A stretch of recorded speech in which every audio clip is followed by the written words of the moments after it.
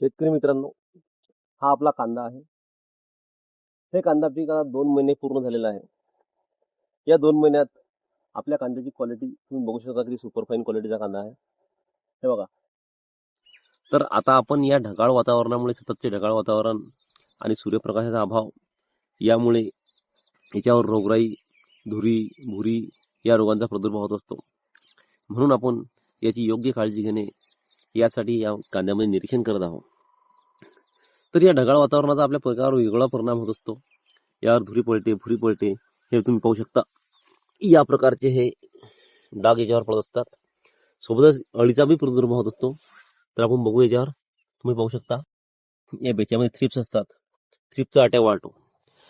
ही जी अळी आहे, या अळीमुळे आपली पात कांद्याची खरडल्या जाते, ते खुरचून खाते आणि आपले कांदे खराब होतात, नुकसान होते.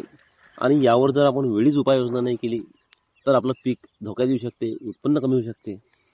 म्हणून मित्रांनो, योग्य निरीक्षण करणे गरजेचे आहे आणि योग्य निरीक्षण करून योग्य औषधीचा वापर करणे सुद्धा गरजेचे आहे.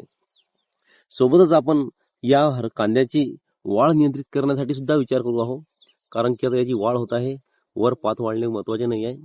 महत्त्वाचे आहे की आपला कांदा मोठा झाला पाहिजे, कांद्याची मान मोठी झाली पाहिजे. त्यासाठी आपण यावर फवारा घेऊन आहोत. तर मित्रांनो, तुमचेही कांदे जर असे असतील तर लक्ष देऊ नका. अशा वातावरणातील बुरशीजन्य रोगांपासून वाचणे फार गरजेचे आहे. याच्यावर जर वेळीच उपाय नाही केले तर आपले उत्पन्न घटू शकते. तर मी तुम्हाला आज सांगणार आहोत मित्रांनो, यावर कोणकोणते उपाय चालतात.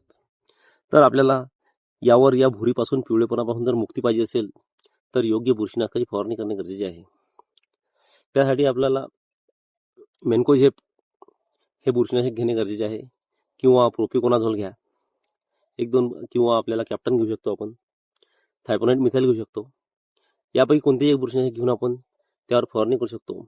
सोबतच आपल्याला या किडीपासून मुक्त करण्यासाठी कराटे, आपण त्याला लॅमडा म्हणतो, ते कीटकनाशक घ्यावे.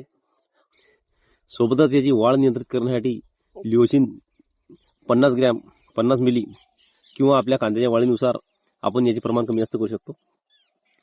असे जर केले तर वेळीच आपण आपले नुकसान टाळू शकतो आणि आपले भरघोस उत्पन्न घेऊ शकतो. तर मित्रांनो, ही माहिती तुम्हाला कशी वाटली कमेंट करून नक्की सांगा. आणि ही जर माहिती आवडली असेल तर आपल्या मित्रांना शेअर करा आणि आपल्या चॅनलला सबस्क्राईब करा. धन्यवाद.